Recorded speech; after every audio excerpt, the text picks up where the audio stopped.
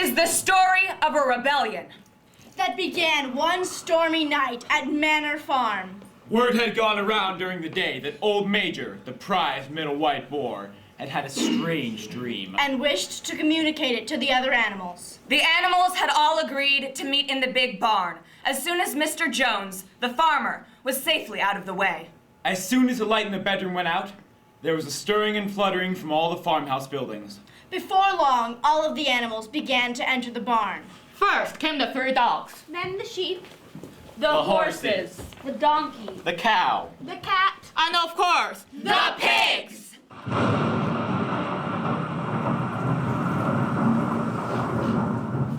Old Major was 12 years old, and had grown rather stout. but was still a majestic pig with a wise and benevolent appearance.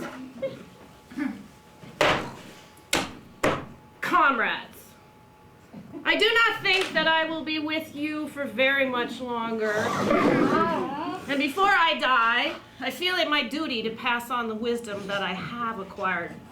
Now, comrades, what is the nature of this life of ours? We are born, given just so much food as will keep the breath in our bodies. And those of us who are capable of it are forced to work to the last atom of our strength. And when we lose strength, we are slaughtered with hideous cruelty. To this horror, we all must come. Cows, pigs, hens, sheep, all. But is this simply part of nature? No!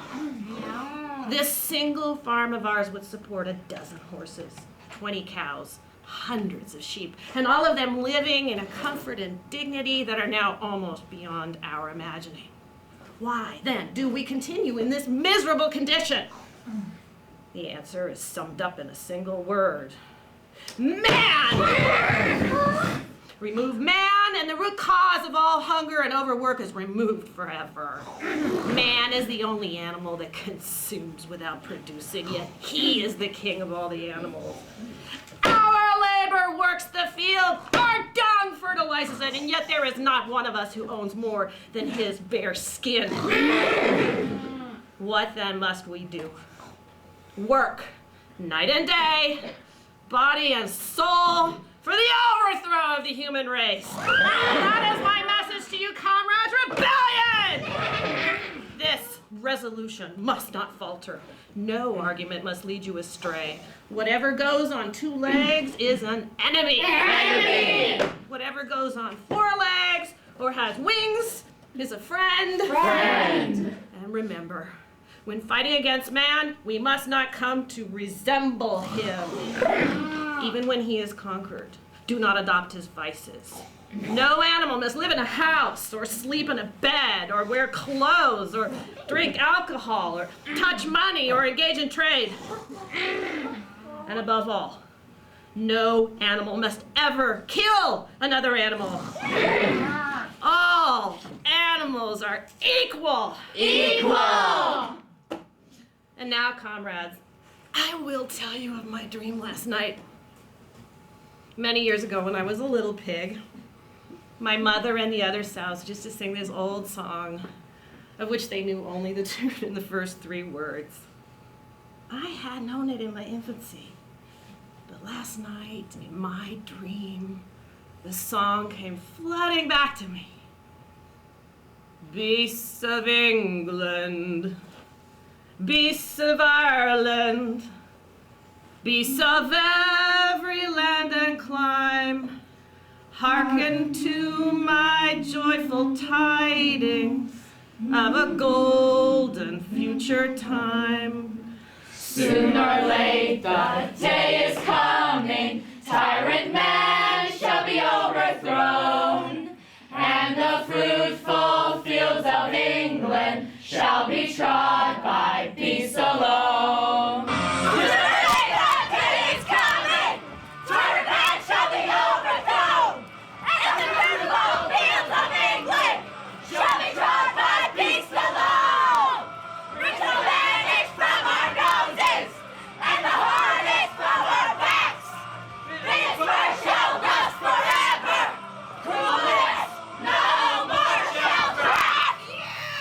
Dirty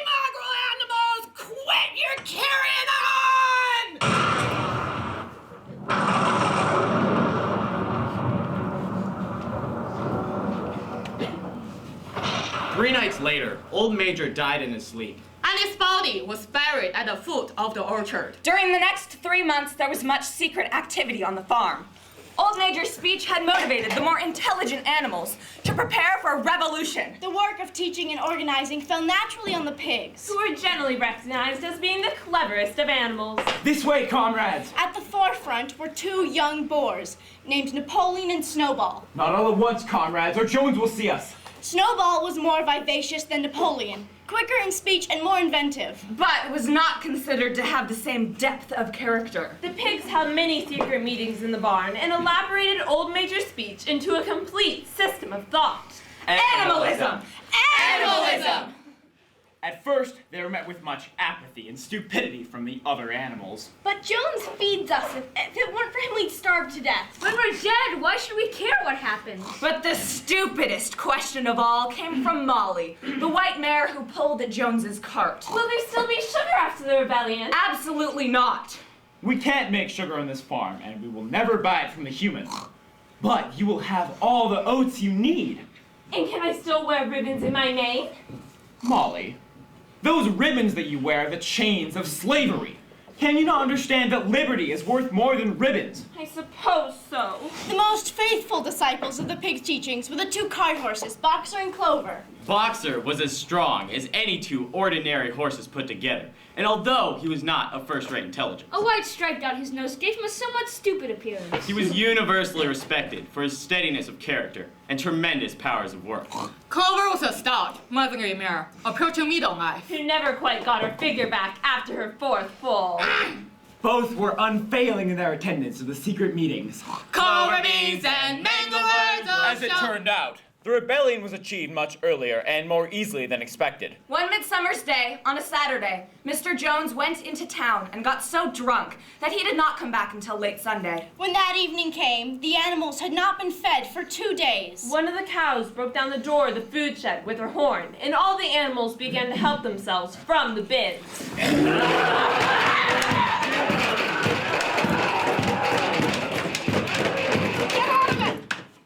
Go on!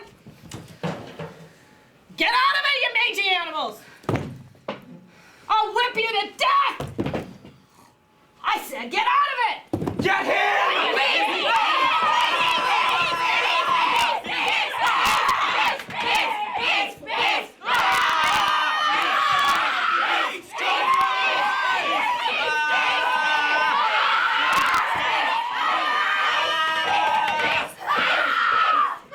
Manor Farm is ours! Comrades, from now on, we shall know this farm as Animal Farm! Animal Farm! Bits, spurs, whips, blinkers, reins, halters, nose rings, knives, throw them all down the well, comrades! Burn the lot, every last trace of Jones! The animals couldn't believe their good fortune. All except Molly, the white mare, who pulled Jones's cart. Will there still be sugar after the rebellion? Absolutely not. We can't make sugar on this farm, and we will never buy it from the humans. But you will have all the oats you need. And can I still wear ribbons in my mane? Molly, those ribbons that you wear are the chains of slavery. Can you not understand that liberty is worth more than ribbons? I suppose so. Don't hurt them! Ribbons are clothes, Molly. Clothes are the mark of human beings. All animals should go naked. To the food shed. Double rations for everyone. Beast of England, beast of Ireland, beast of every land and clime, hearken to my joyful tidings of a golden future time. At dawn the next day, the animals dressed up to a little knoll that commanded a view of the entire farm. Never had the sun shone so bright. Never had the air been so clear. Never had the morning dew tasted so sweet. It's ours, Boxer. Everything you can see. Tell me if this isn't a dream. Did it really just happen? Yes, Clover, it really happened. There was only one animal on the farm who was unmoved by the rebellion. The oldest animal, Benjamin, the donkey. What's the matter, Benjamin? Aren't you happy? There's nothing to be happy about. Of course there is. These flies? God has given me a tail to keep the flies off, but I would soon have no tail and no flies. Never mind the flies. Look at what we've achieved. So what? things will go just the same as they did before. That is badly. What a thing to say! To the farmhouse, comrades! Wait, the farmhouse is strictly out of bounds. Yes, Boxers is right. We should not go into the house. Don't be stupid, comrade. This farm is ours now, including everything that is on it. Yes, comrades, to the farmhouse! To the farmhouse! They tiptoed from room to room, afraid to speak, gazing in awe at the unbelievable luxury that surrounded them. The beds with feather mattresses. The looking glasses, the horsehair sofa. Picture of Queen Victoria on the mantle. And the ham hanging in the kitchen. Which was taken out for burial. Molly, have you no respect for the dead? Sorry. The animals went back to the big barn where Snowball and Napoleon had set up a ladder against the back wall.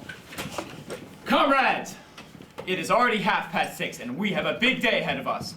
Today we will start the hay harvest and make it a point to get it done faster than when Jones was here. But before we do, hear this. During the past 3 months, we pigs have been hard at work, learning to read and write. We have reduced the principles of animalism to a series of 7 commandments you will all learn. We have inscribed these commandments on the wall, and they will become an unalterable law by which all the animals on Animal Farm must live. These are the 7 commandments. 1. Whatever goes upon 2 legs is an enemy. Enemy. 2. Whatever goes upon 4 legs or has wings is a friend. Friend. 3. No animal shall wear clothes. 4. No animal shall sleep in a bed. 5. No animal shall drink alcohol. 6. No animal shall kill any other animal. 7. All animals are equal. All animals are equal! These simple rules shall define our existence. And now, comrades, let us make it a point of honor to get the harvest in faster than Jones and his men ever could. But first, it's time to milk the cows. How are we supposed to do that? We don't have hands. We pigs are perfectly suited to the task. What's going to happen to all the milk? Forget about the milk. To the hayfield. Let us get in the harvest. To the hayfield! So the animals trooped down to the hayfield, and when they came back in the evening, it was noticed that the milk had disappeared.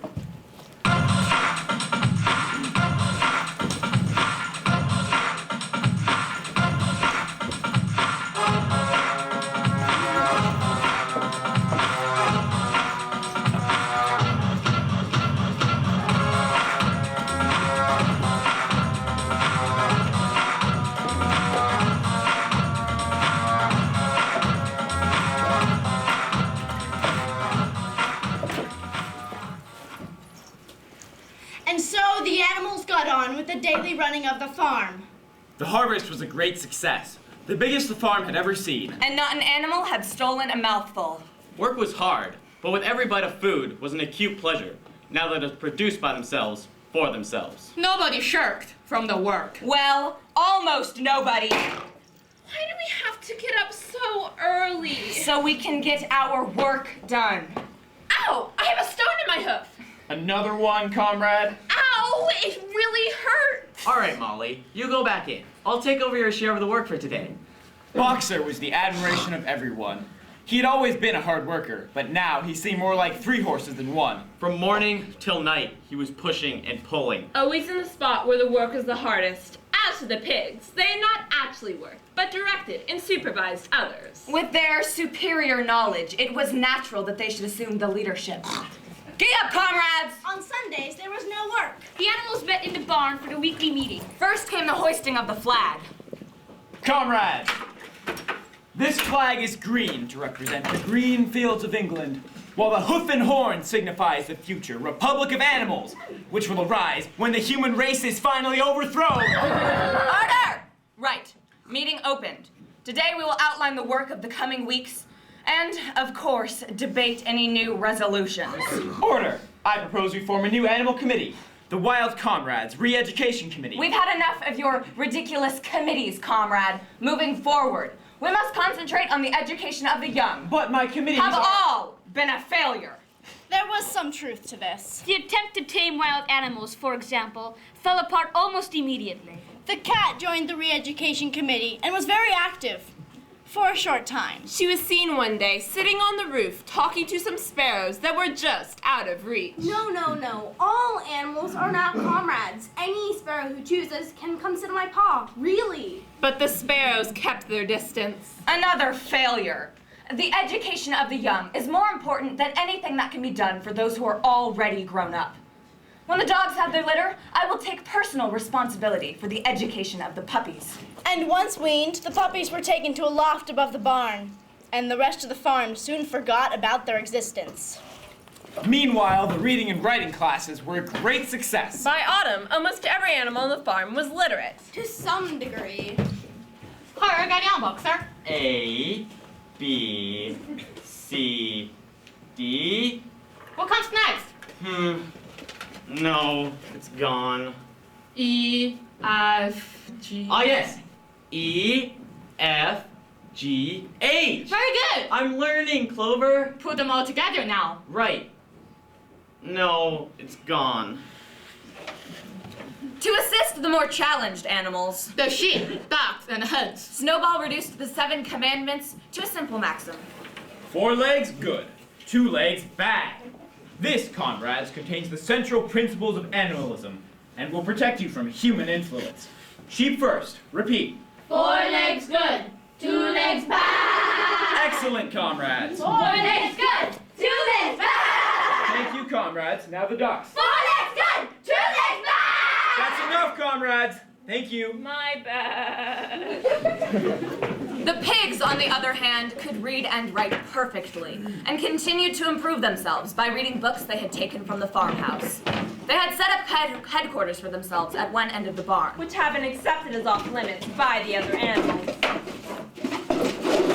Why can't we go in there, Boxer? They don't want to be disturbed. I don't agree with that. And did you hear about what happened to the milk? It was mixed into the pig smash, and they've been collecting apples off the ground and taking them into their room. But the apples should have been shared out to us all equally. Morning, comrades! Good morning, Squirrel. You do not think, I hope, that we pigs are doing this out of selfishness and privilege. It has been proven by science, comrades, that milk and apples contain substances absolutely needed to keep pigs healthy. Pigs are brain workers. The whole management and organization of this farm depends on us. It is for your sake that we drink the milk and eat the apples. Do you know what would happen if we pigs mess up? Jones would come back. Yes. Surely there is none among you who wishes to see Jones come back. Exactly. I think I can speak for everyone when I say that we do not want to see Jones and his men return. No, we don't want Jones back. Well, there you are. Then it is decided. You will have first choice over anything you need to prevent this from happening. Excellent, comrade. I like the way you think. The milk and apples go to the pigs. For the good of the farm, of course. May I tempt you with a big red rosy apple? Hey there, big boy, how loud and quiet. May I tempt you with a big red rosy apple? Let me be your fishing fortune eyes. I'll be true, I'll never be. By late summer, the news of what had happened on Animal Farm had spread across half the country. Each day, Napoleon and Snowball sent out flights of pigeons, whose job it was to spread the story of the rebellion and to teach other animals the tune to beasts of England. And when the humans heard it, they secretly trembled, hearing in it a prophecy of their future doom. Early in October, Jones and the neighboring farmers decided enough was enough. Boxer! Jones's men are coming up the path. They're carrying sticks and clubs, and Jones has his gun. Let's go outside and say we're sorry. No, Molly, are you mad? We must fight Snowball and Napoleon. They will know what to do. The attack had long been expected, and all preparations had been made. Snowball had studied a book on Julius Caesar's war campaigns and organized the farm's defenses. Jones is heading this way! Come on! Get the bastards! Pigeons! Geese! Launch the first attack! 35 pigeons flew over the men and shat on them. Simultaneously, the geese came out from the hat and pecked viciously at the men's neck.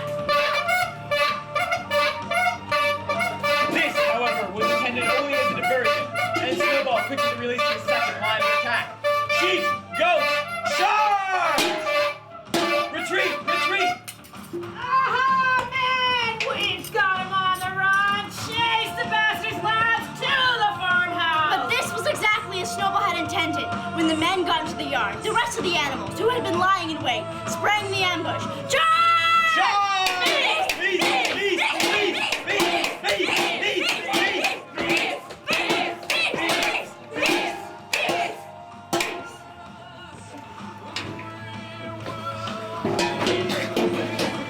What's the matter, comrade? He's dead!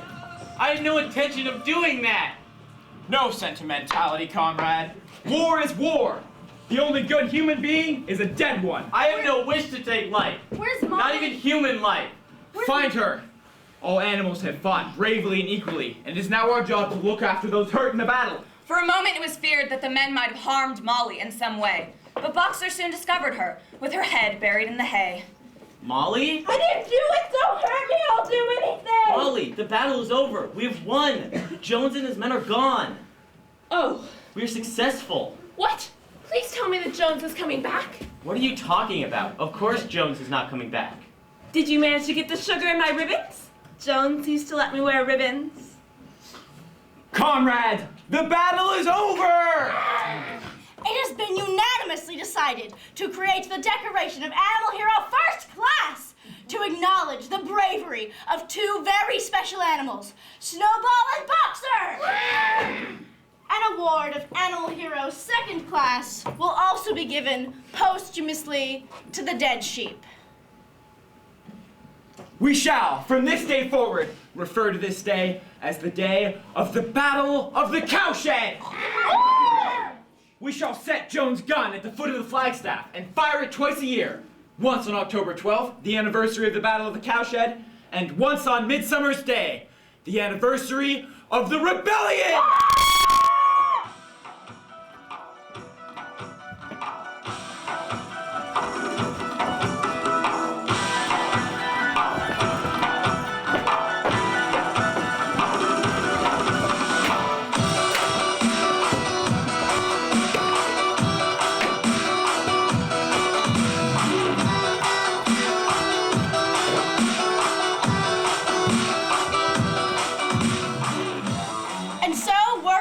On the farm.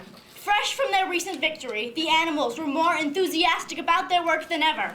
But as winter drew on, Molly became more and more troublesome. Sorry I'm late, everyone. Sorry, Benjamin. That's every day this week. Would you believe it? I overslept again, and I've got this strange pain. Where? In my hoof.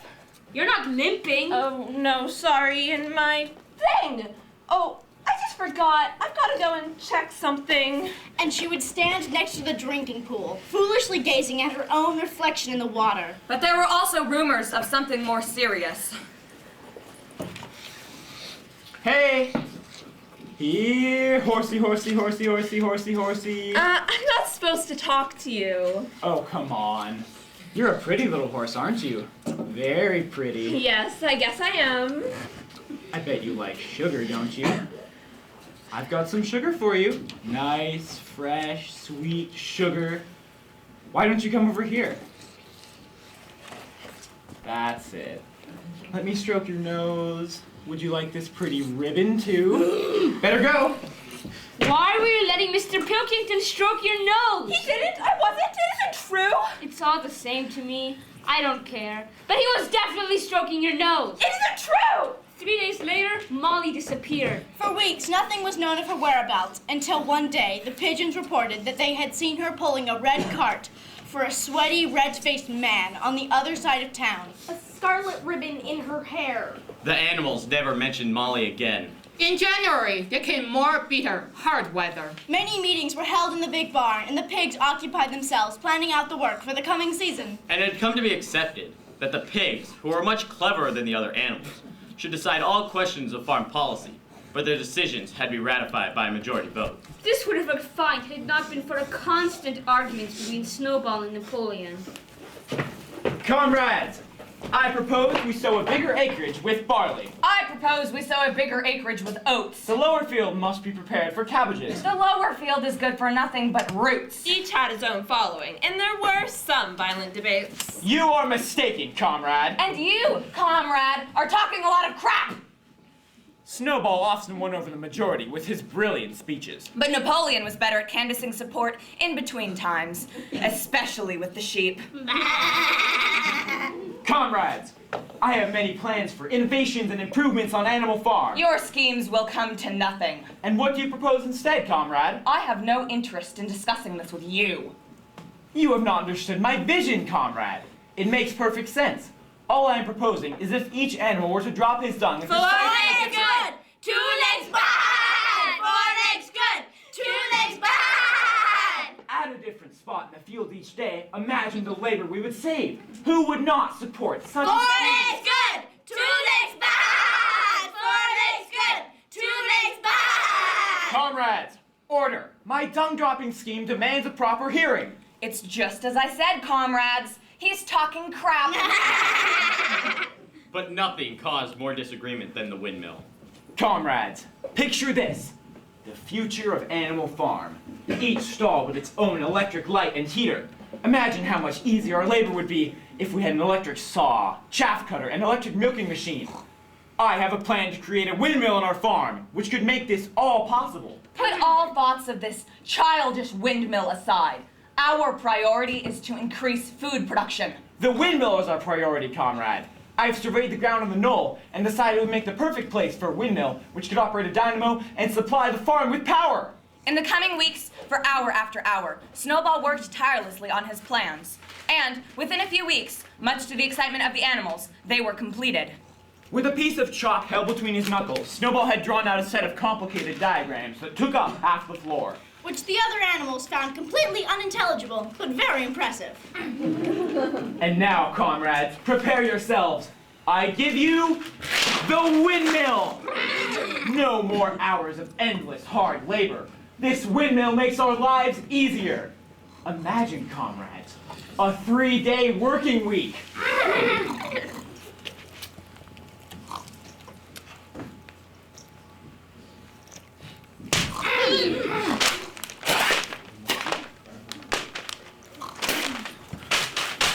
The farm was utterly divided on the subject of the windmill and formed itself into 2 factions. Vote for Snowball and the 3-day week! Vote for Napoleon and more food! Cooperation, comrades. Unity. Building this windmill will make us the leading farm of the future. Vote 1 Snowball! If we build this windmill, we'll starve to death. Vote 1 Napoleon! At last the day of the decision arrived. Comrades, it is now time to vote on the windmill. Listen carefully to the arguments. Snowball made an eloquent and persuasive speech, and in glowing sentences painted a picture of Animal Farm's glorious future. A future, comrades, thanks to our beloved windmill, of no struggle and toil, but of leisure and comfort. Hot and cold water, heating in winter, and electricity for every type of farm machinery you can imagine. This is ours, comrades! Vote yes to the windmill! Comrade Napoleon? The windmill is nonsense and nobody must vote for it. Is that all, comrade? You have nothing better to say than that? Well, comrades, I think your decision is clear, is it not? You may begin your vote.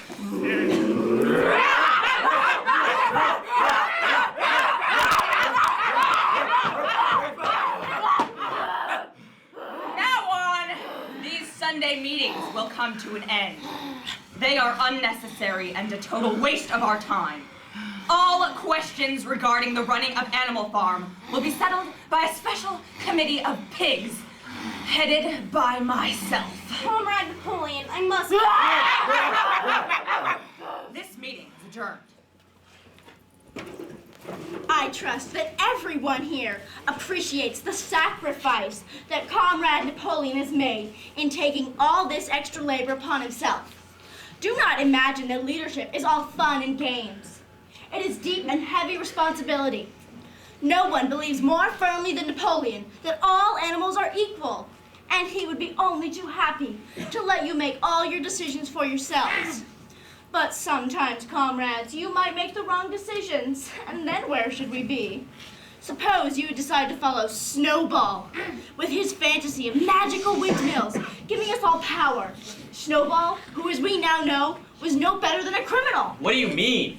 He fought bravely at the Battle of the Cowshed. Bravery is not enough. One mistake and our enemies would be upon us.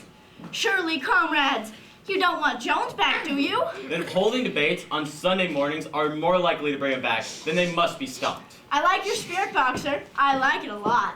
And from that moment on, Boxer adopted a new motto. Napoleon is always right. To go with his private motto of, I will work harder. on the third day after the explosion of Snowball, the animals were somewhat surprised to hear Napoleon announce, Production of the windmill will begin tomorrow at dawn. This will mean very hard extra work, and it may be necessary to reduce your rations. Construction will take 2 years. But Comrade Napoleon, we thought you said that the windmill was childish. We're persuaded Do to not say his name! Any other questions? The meeting is adjourned. Comrades, a quick word. Tactics. I hope that none of you here doubt for even a minute the decisions of Comrade Napoleon. Napoleon is brave and strong. He is smart and decisive. He merely pretended to oppose the windmill to get rid of Snowball, who was a very dangerous character of a bad influence. Tactics, comrades. Tactics. Let the work begin!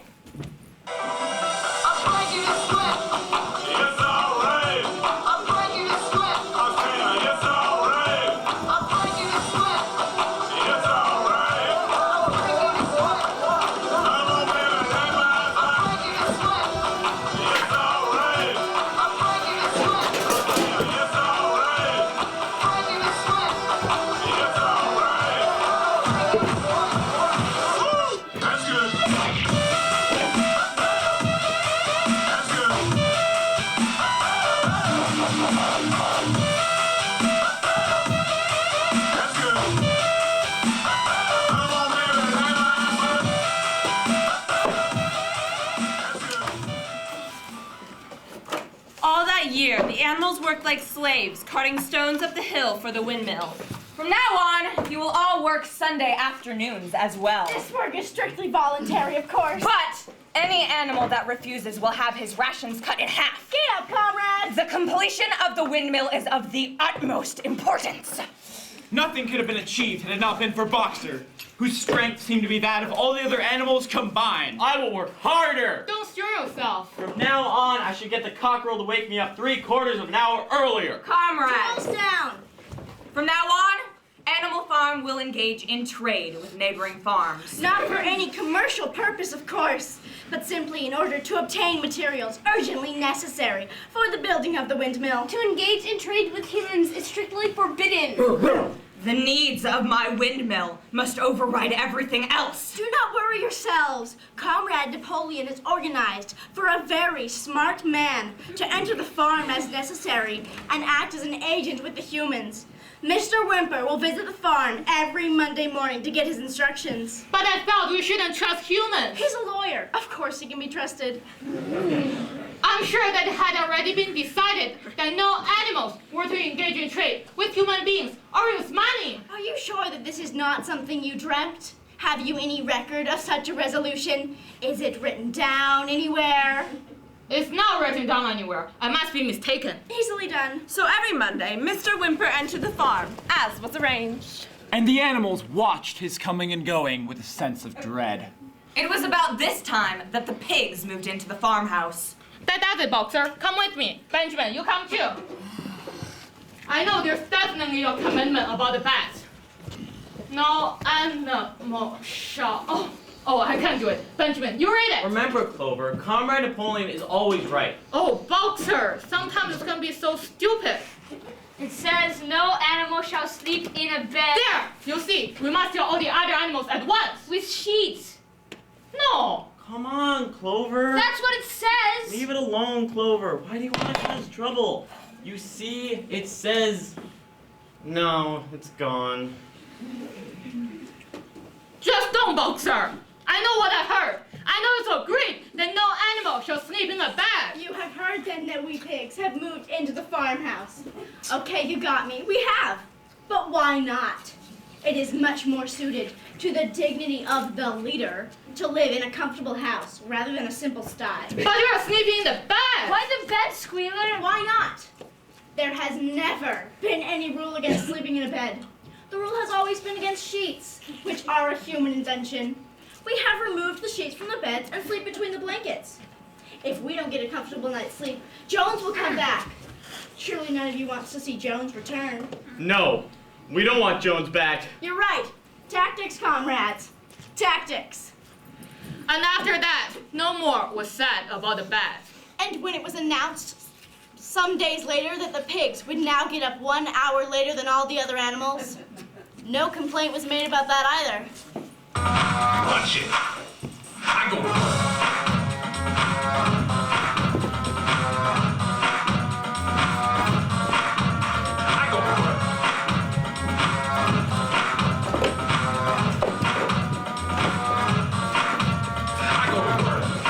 Like an architect, build the rhymes and lines and climb so erect. Skyscrapers look like atoms, cause electrons rolling in patterns. Writing out word after word with each letter, it becomes visibly better. Cause my foundation built a nation of rappers, and after I came off vacation, I came to roam the land of old, stand alone on the microphone. Daddy's home, so open the door.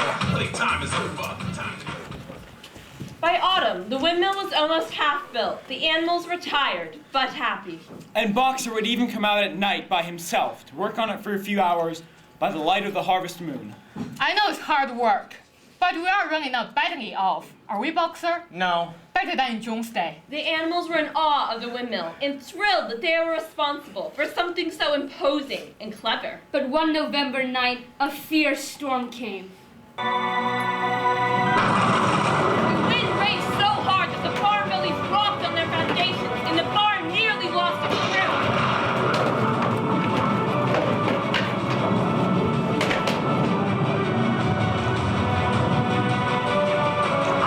In the morning, a terrible sight met their eyes.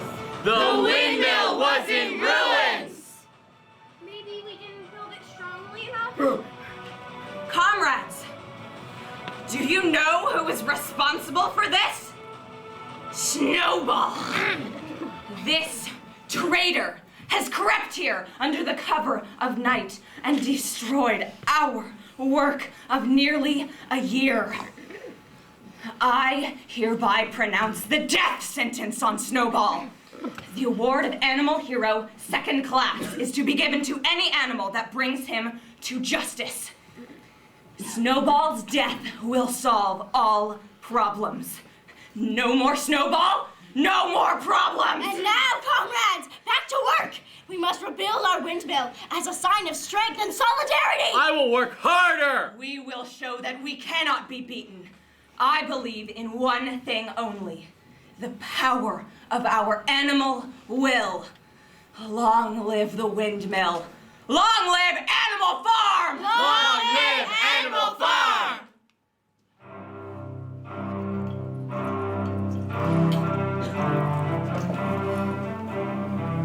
The weeks turned into months, and winter came around. A cold, hard winter, filled with storms and sleet and snow. Giddy up, comrades! This time we'll build the walls 3 feet thick. I will work harder!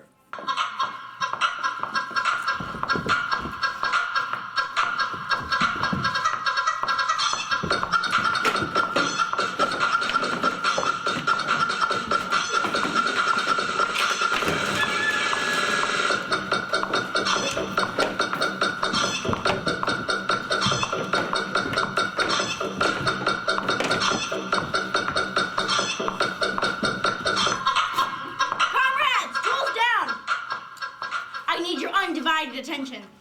As you are well aware, times are tough due to the actions of Snowball and the resulting destruction of our windmill.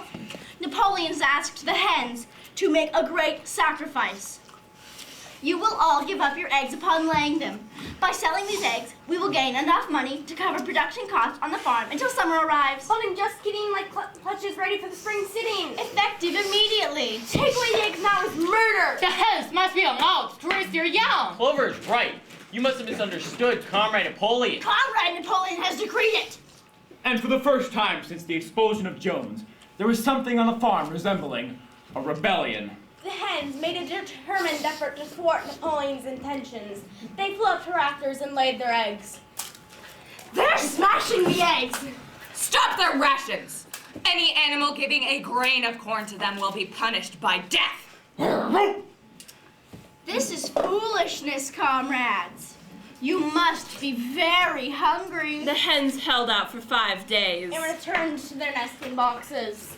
You've made the right decision, comrade. 9 hens had died and their bodies were buried in the orchard. This is not right! An unfortunate business. But comrades, I have some very disturbing news. It has been discovered that Snowball has been visiting the farm at night. He has broken the eggs. He has stolen our corn. He has trampled the crops. Snowball has been here. I can smell him distinctly. Snowball was Jones's secret agent all the time. Did we not see for ourselves how he attempted to get us defeated at the Battle of the Cowshed? What do you mean? He fought bravely at the Battle of the Cowshed. He wasn't brave.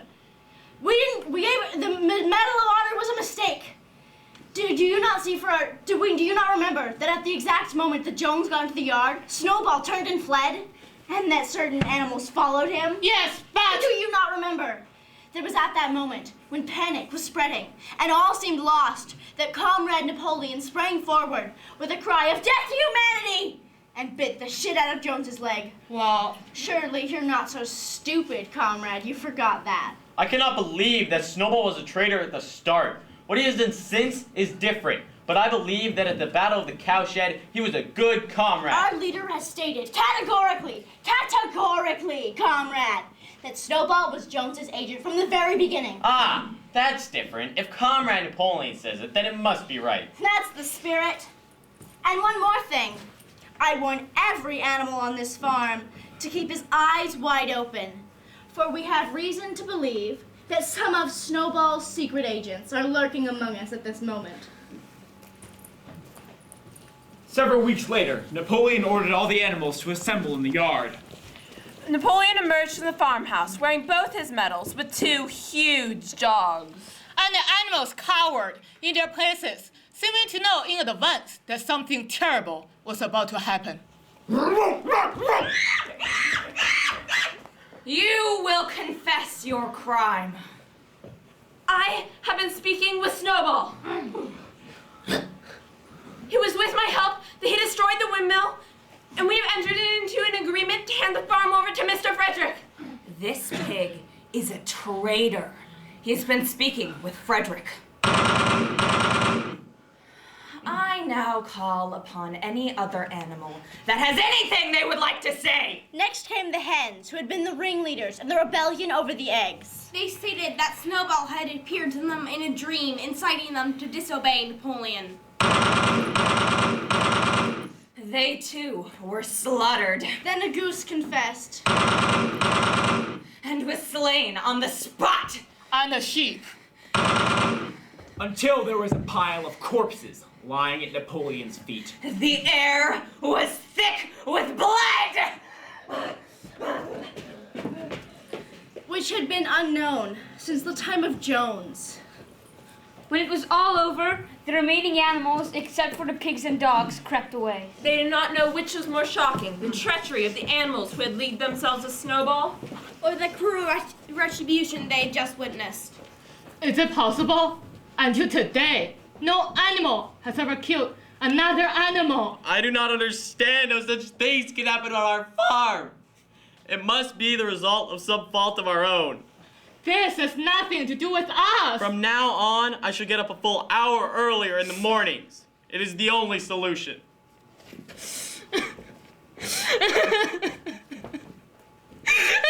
the other animals huddled around Clover, not speaking. The knoll on which they were lying gave them a wide view of the surrounding countryside and most of Animal Farm. The hayfield, the drinking pool, and the plowed fields where the young wheat was thick and green. It was a cool, clear spring evening. The grass and the hedges were gilded by the brilliant light of the late afternoon sun. Never had it seemed such a desirable place. This is not all that work to overthrow Jones. Now slaughter and cheer on our own farm. It's not for this that we build a windmill or stood in front of John's gun. This is not what I've suffered for. Only get rid of man, and the produce of our labor would be our own. Almost overnight, we could become rich and free.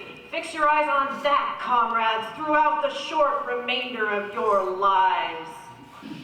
Beast of England, beast of Ireland, beast of every land and clime, hearken to my joyful tidings of the golden future time. We are better off than we were before.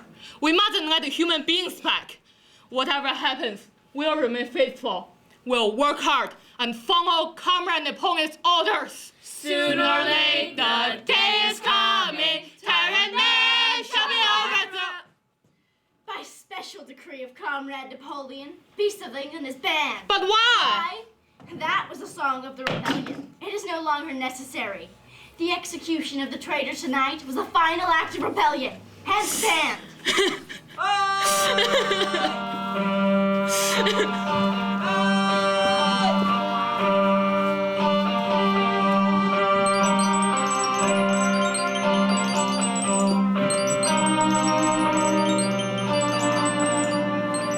A few days later, some of the animals remembered. Or thought they had remembered. That the sixth commandment decreed, No animal shall kill any other animal. Benjamin, read the sixth commandment. Donkeys live a long time. No one has ever seen a dead donkey. Benjamin, just read it. It says, no animal shall kill any other animal. I knew it. Without cause. What? That's what it says. I don't remember that bit. Then the commandments have not been broken. The animals put to death were in league with Snowball. Everything is as it should be. Back to work, comrades.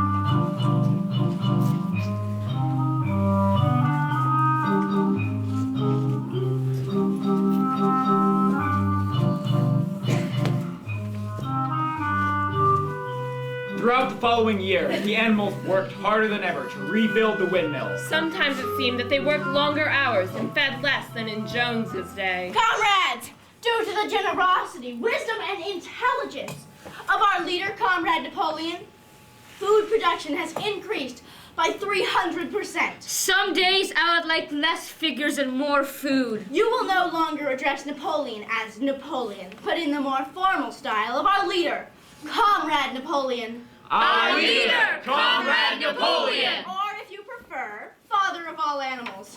Or my personal favorite, Terror of mankind. Terror of all mankind!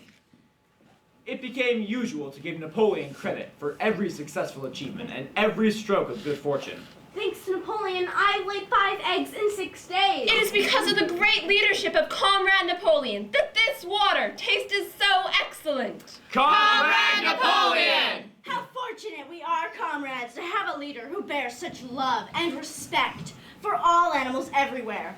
Our poet Minimus has composed these words, which I think you will all agree express our feelings for our leader, Comrade Napoleon. It is titled, Comrade Napoleon. Friend of the fatherless, fountain of happiness, lord of the swill bucket. Oh, how my soul is on fire when I gaze at thy calm and commanding eye. Like the sun in the sky, Comrade Napoleon, Comrade Napoleon, back to work!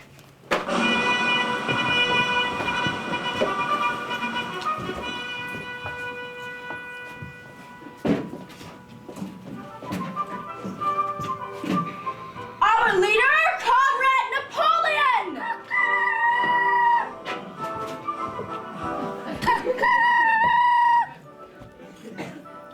Comrades, Let me just say, I am very impressed with your hard work. I hereby name this windmill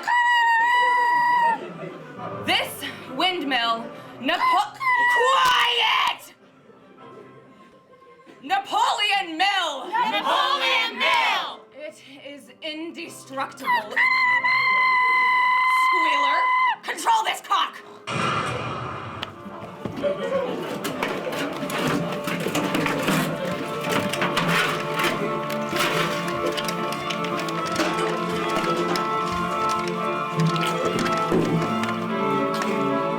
That was the last the animals saw of Napoleon for several days. It was said that he had been negotiating with two neighboring farmers, Mr. Frederick and Mr. Pilkington. Over the sale of some valuable timber discovered on an animal farm. I am selling the timber to Pilkington. Frederick was a lowlife and not to be trusted. Death to Frederick! Change of plans. We will not sell the timber to Pilkington. We will now sell it to Frederick. Pilkington is a lowlife and not to be trusted. Death to Pilkington! A stroke of genius by our leader, comrade. He only pretended to be in agreement with Pilkington to force Frederick to pay more for the timber. Isn't our leader clever? The day that the money arrived, Napoleon proudly called a meeting so that the other animals could inspect it. They filed, passed the money and all. As Frederick carted the timber away at high speed. Go on, comrade, smell it. That's real money. Give thanks to our leader. Thank you, Comrade Napoleon! 3 days later, Whymper came racing up the path on his bike. His face deathly pale as he entered the farmhouse. That dirty, lying, vile piece of dung! It seems, comrades, that we have a little bit of a problem. The banknotes were forgeries. We were betrayed! I hereby pronounce the death sentence on Frederick. When we capture him, he is to be boiled alive! Death to Frederick! Comrades, we must prepare for an attack! Frederick will come! He will try to destroy us! Send out sentries to watch on all approaches to the farm! And send the pigeons to Pilkington to say sorry! The next morning, the attack came. 15 men with guns! Comrades! Remember the battle at the cowshed! Remember the bravery of Comrade Napoleon! Long live Animal Farm! Off we go! Comrades, charge! This time there was no easy victory. Frederick and his men opened fire. Any news from Pilkington? Yes, Comrade Napoleon, he told us to tell you that it serves you right! Death to Pilkington! Death to Frederick! The men all gather around the windmill. They're going to knock it down! Impossible! We built the walls too thick! Why are they drilling a hole in the windmill? I thought so. What? Can't you see what they're doing? They're going to pack the windmill with explosives and blow it up. No! Courage, comrades! The walls are too strong. It will hold. There's no doubt!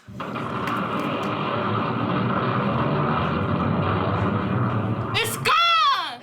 The entire windmill is gone! And at this sight, the animals felt their courage returning. The fear and despair they had felt just moments earlier was overtaken by burning rage for this vile and contemptible act. Beast! Beast! Beast! At once they bursted out of the farmyard and made it straight for the enemy. It was a bitter, savage battle! Nearly everyone wounded. Even Napoleon, Who was directing operations from the rear. Was wounded. with a very nasty chip to the end of his tail. But the animals themselves fought gallantly. 3 of the men had their heads broken by boxers' great hooves. And when Napoleon's dog suddenly appeared from the farmhouse, the cowardly enemy had had enough. Beast! Beast! Beast! A cow, a sheep, and 2 geese were killed. And the windmill was shattered into 1,000 pieces.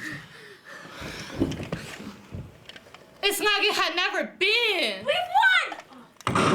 What's the gun firing for? That is to celebrate our great victory! What victory? What victory, comrade? Have we not driven the enemy off our soil? The sacred soil of Animal Farm? The windmill! They've totally destroyed our windmill, and we'd worked on it for 2 years. Who cares? Build another one. It's just a windmill.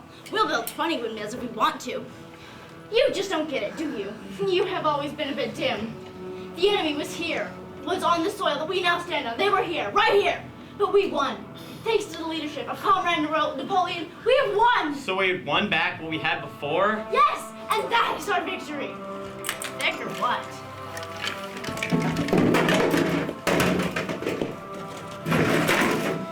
Boxer, you're hurt. I'm fine. It's just a cut. They've shot bullets into your leg. You'll have to rest now.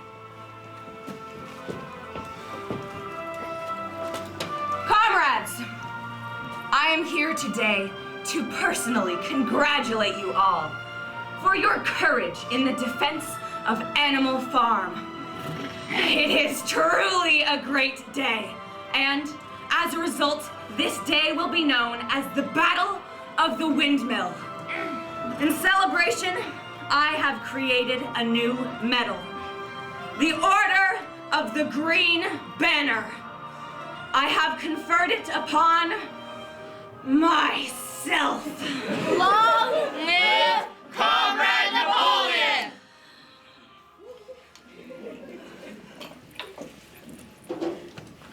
A few days later, the pigs discovered a wooden crate stored in the cellar of the farmhouse. They broke it open and discovered bottles of brown-colored liquid. That night, the animals heard from the farmhouse the distinct sound of singing. Beast of every land and clime, hearken to my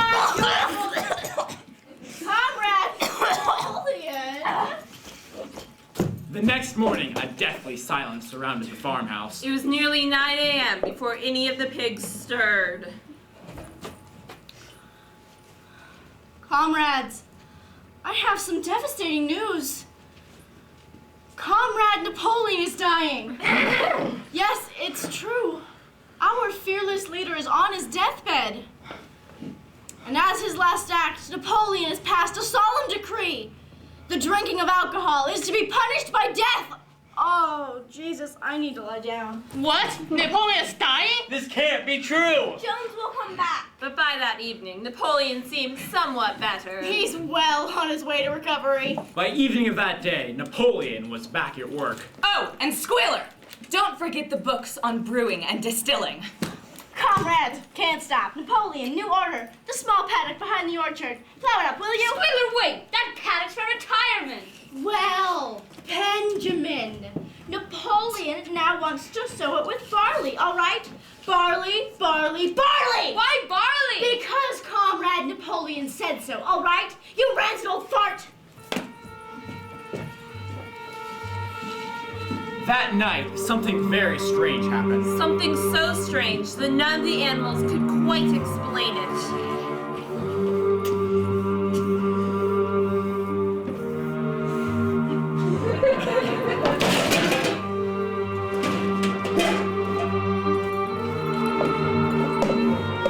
A few days later, some of the animals happened to be reading the commandments board and thought they noticed something different. What does it say, Benjamin? No animal shall drink alcohol to excess. That's what it says.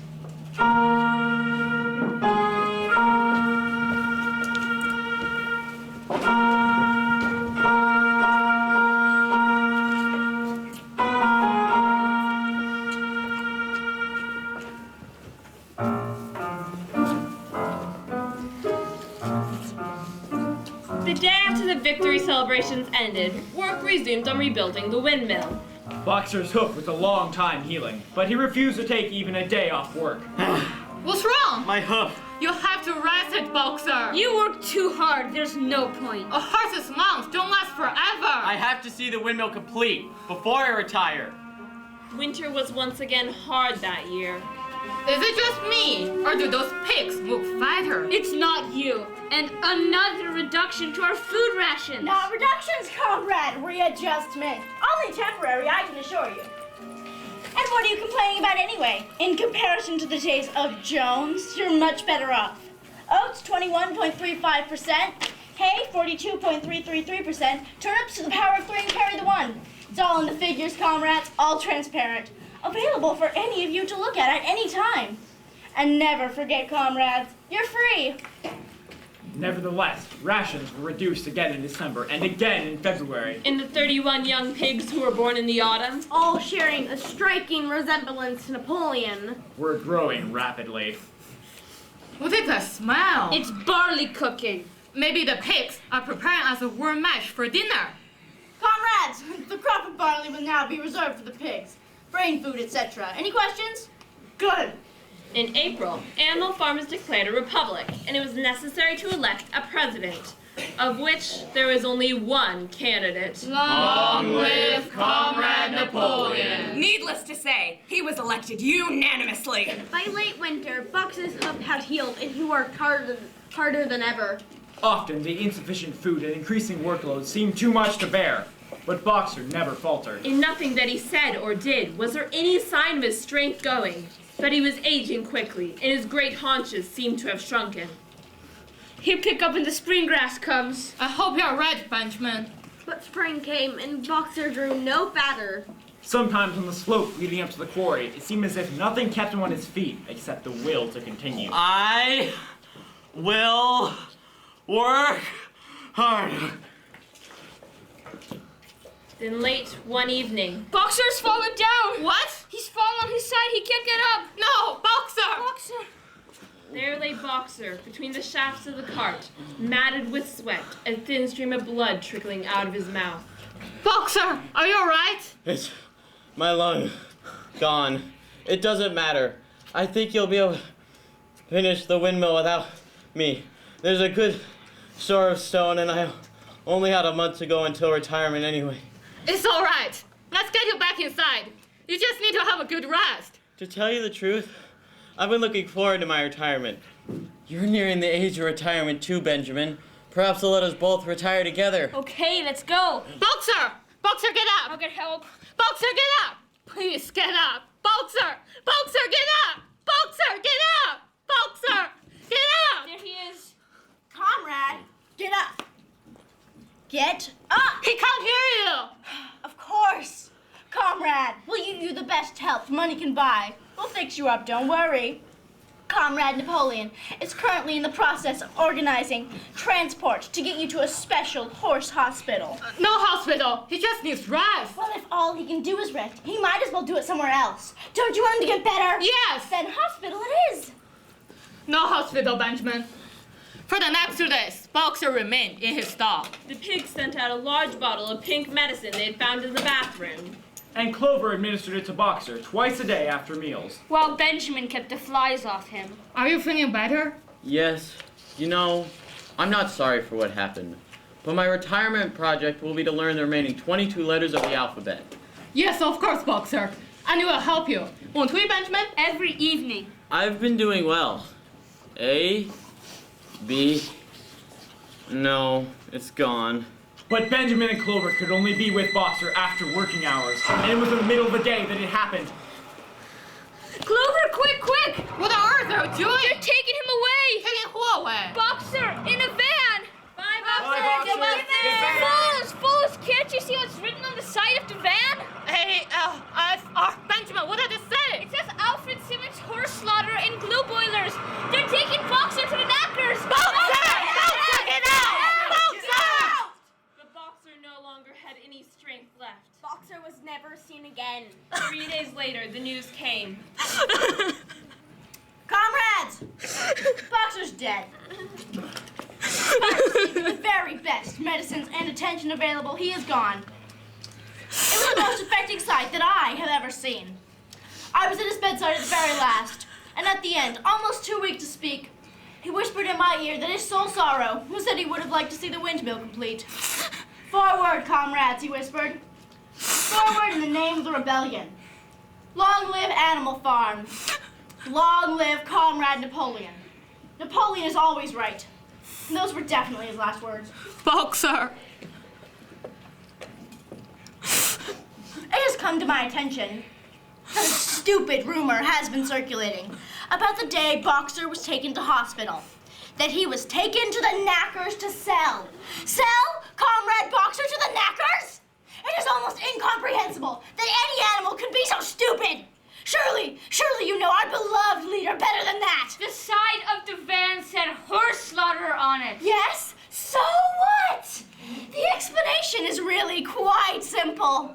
The van had recently been bought by a vet who had not yet painted out the old name. That is how the mistake arose, comrades, all right? Thank you for clarifying that. We're also concerned. Do not be concerned. Boxer received the very best medicines and attention available. And Napoleon happily paid the money, and let me tell you, medicines are not cheap. So let yourselves be comforted beyond any trace of doubt that Boxer died happy. It was not possible, comrades, to bring Boxer's remains back to the farm. But I have ordered a large wreath to be made and placed on Boxer's grave. I will leave you with a reminder of Boxer's 2 favorite maxims. I will work harder, and our leader is always right. These are thoughts you would all do well adopting as your own. Tell them the best part. And in a final act of respect, we will hold a memorial banquet in honor of Boxer's memory. Here, we will acknowledge a brave friend dedicated to a life of service. A wonderful idea. Thank you, Comrade Napoleon. Boxer would have definitely appreciated that. What time shall we meet? You see, when Napoleon says that we will have a banquet, he means we, the pigs. You did not think that we would all eat in the farmhouse. Oh, no. There's not enough room. And besides, the farmhouse is so neat and tidy. You would all just mess it up.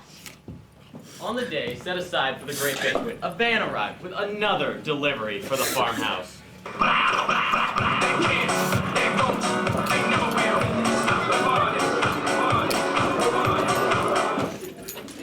The next day, not a peep came from the farmhouse until well after noon. And word went around that from somewhere or another, the pigs had found themselves some money to buy another crate of whiskey.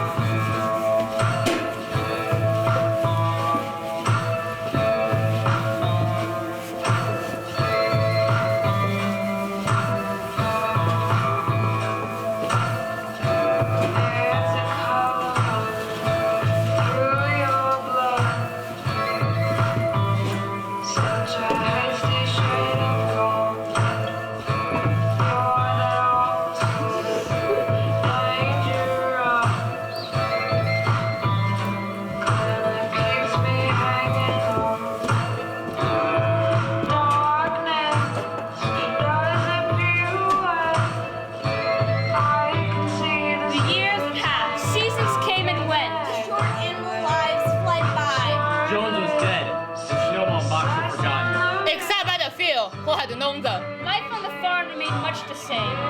It had grown richer, but with none of the animals getting richer. Except, of course, the pigs and dogs. Perhaps this was because there were so many pigs and so many dogs. What do they do all day? What do we do? There are endless hours of work in the supervision and organization of the farm, comrades. There are files and reports, minutes and memoranda, all of utmost importance to the farm. I just can't keep up with it all. I think I'll have to go lie down. But the animals never gave up hope. Nor did they. Not even for a minute. Lose their sense of privilege of being members of Animal Farm. The only farm in the entire country owned and operated by animals. Long live Animal Farm! Clover was now a stout old mare, stiff in the joints. But Benjamin was much the same, except for being a bit grayer about the muzzle, and since Boxer's death, more morose than ever. Do you remember, Benjamin, when we forced Jones from the farm? Of course. It's all fading from my mind. But when I look around this farm and look at our windmill, I remember Boxer. I still miss him. Don't talk about it. Are we better off now than with Jones? I can't remember. Things are no better or no worse. Everything stays the same. Hunger, hardship, disappointment. But if we're hungry, at least it's not from having to feed humans. And if we work hard, it's for ourselves. No animal goes on 2 legs. No animal calls another master. All animals are equal. That's worth living for, don't you think? One day in early summer, Squealer ordered the sheep to a piece of disused land. It was all very secretive and continued for the best part of a week. Squealer, what's going on with the sheep? What are you doing with them in a woods? Okay, since you asked, I'm taking them there to teach them a special song. It was supposed to be a surprise, a little present from Comrade Napoleon, but you've spoiled it now. A present? How wonderful. Don't say a word to anyone. Of course not. On a pleasant evening 3 days later, all the animals were returning to the farm buildings for the day. Ah! What's the matter, Clover? They're walking on 2 legs. Squealer, stop!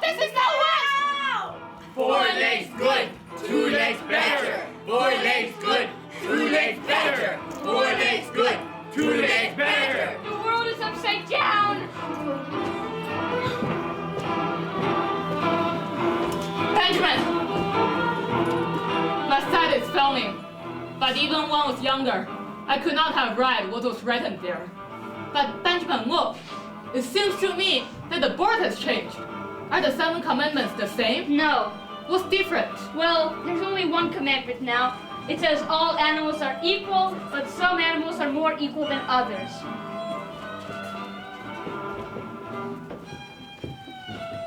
After that, it did not seem strange that the next day the pigs carried whips in their trotters when supervising the work. And it did not seem strange that the pigs had bought themselves a radio. Or taking out subscriptions to the Wall Street Journal. It did not even seem strange that Napoleon started walking around the farmhouse smoking a pipe. And wearing Jones's strap breeches and leather pants. No comment.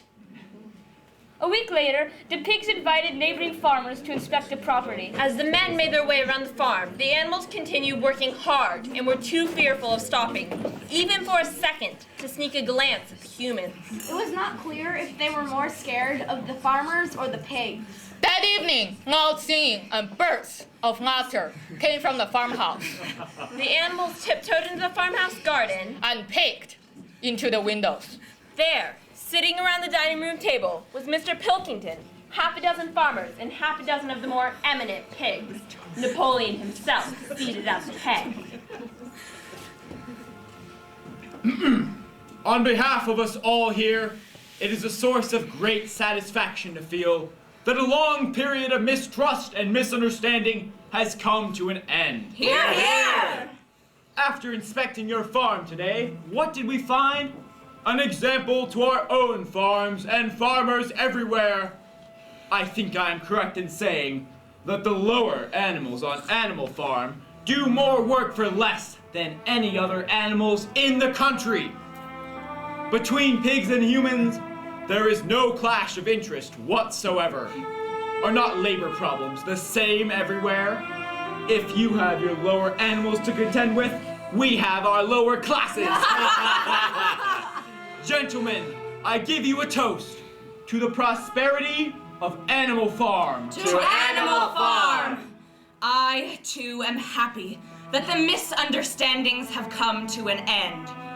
Our sole wish now, as it has always been, is to live at peace with normal business relationships with our neighbors. I only have one criticism of your otherwise excellent speech. You referred to this farm as Animal Farm. That name is now abolished. Henceforward, this farm is to be known as the Manor Farm, which is its original and correct name. I will now give you the same toast as before, but in a different form. Fill your glasses to the brim, to the prosperity of the Manor Farm! To the Manor Farm! Something strange suddenly began to happen. What was it that had altered the faces of the pigs? Some had 5 chins, some 4, some 3. But something else was different. What was it that seemed to be melting and changing? 12 voices were shouting in anger now, and once again peering through the windows, there was no question amongst the animals about what had happened to the faces of the pigs. Clover looked from pig to man, and from man to pig, and from pig to man again. But it was already impossible to say which was which.